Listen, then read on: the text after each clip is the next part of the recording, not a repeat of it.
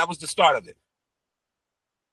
Okay, so you're saying that many people are called in the sense of God reaches to them.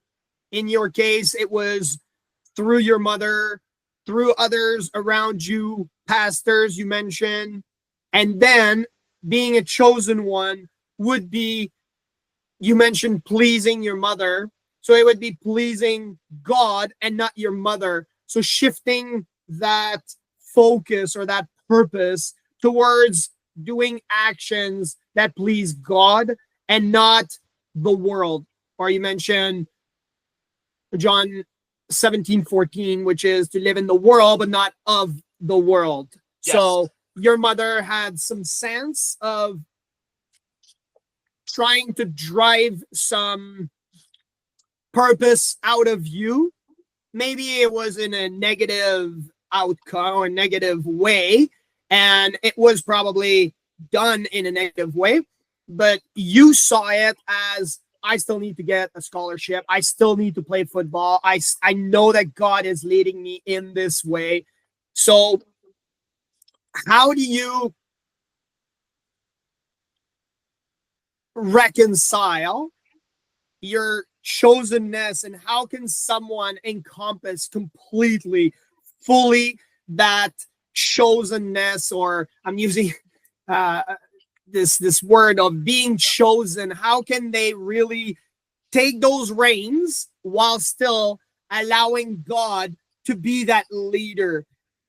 That's a great question. Here's the major piece of being chosen. First of all, you have to accept it.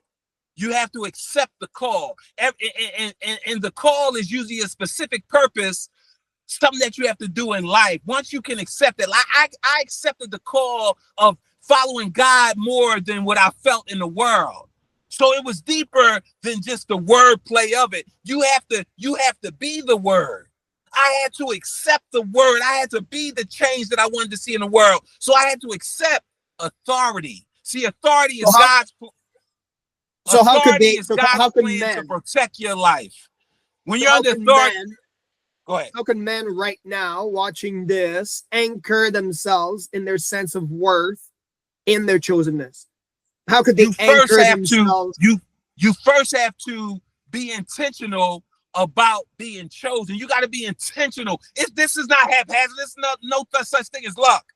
You have to be intentional about saying, I want to be my best self. I want to be the best me. And then you have to do three things.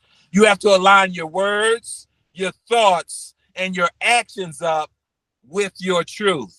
So that sounds easier than it is. So first of all, you have to know your truth. And in order to know your truth, and this is what I do in my coaching sessions, the book that I sent you, the ebook, well, it's the chapters in that book. Get to know yourself, accept yourself, love yourself, and then are you in the very position to effectively give yourself in that order. So in order for you to know your truth, you have to really get to know yourself. And I'm not talking about a visual knowledge of yourself.